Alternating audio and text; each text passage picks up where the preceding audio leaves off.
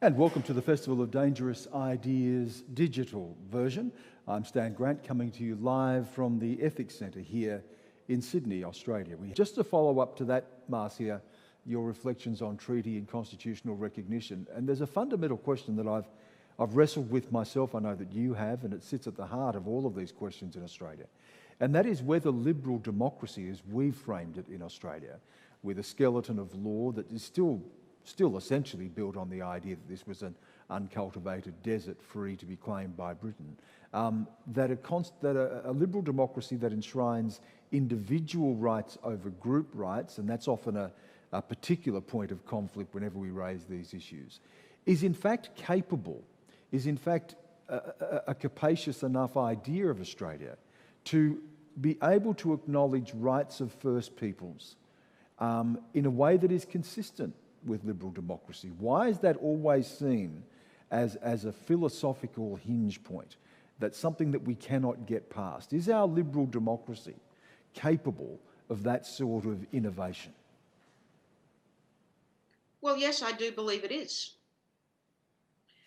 The main problem is, Stan, that there's not just a total misunderstanding of Aboriginal society and Torres Strait Islander society, and really a continuing failure to recognise us as full human beings. The problem is also that most Australians don't read their constitution, they don't read their history, and they don't know much about these very important concepts, just, Westminster tradition, separation of powers, the Fourth Estate. You rarely find Australians now who are sufficiently politically literate to be able to engage in a full discussion of these matters. Whereas when I was young, and you'll remember this, you could have these discussions with people. People were historically literate. White Australians say, why can't we have those rights? Well, they do have those rights. Not only do they have those rights where they came from, there's nothing to stop them from respecting those traditions in granting another person their traditions, but they also have far more rights in Australia than Aboriginal people do. They say, why would we give Aborigines a special right in the Constitution? The Constitution doesn't give us any special right. It's such a nonsensical view of the problem. The Constitution is theirs, entirely theirs. It's a British document. It was passed by an Act of Westminster.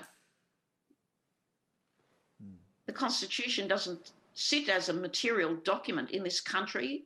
It's in a cabinet in Westminster, in London.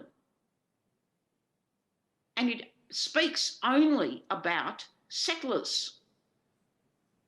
It is the settler Bible, the rule book for settlers who live in the country that they colonised. It has not a word to say about us. So can a liberal democracy accommodate our existence?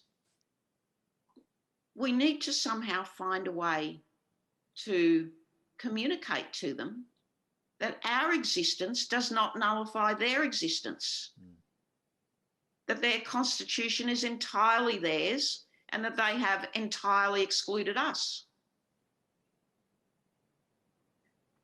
This is why I think, psychologically speaking, those horrible men at the Dondale Centre did what they did to those Aboriginal children.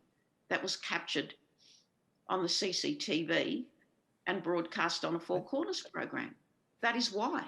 Deep in the settler imagination is a horror of Aboriginal people born of we've used the word guilt, but, for goodness sake, complicity in a monstrous crime is what we should say.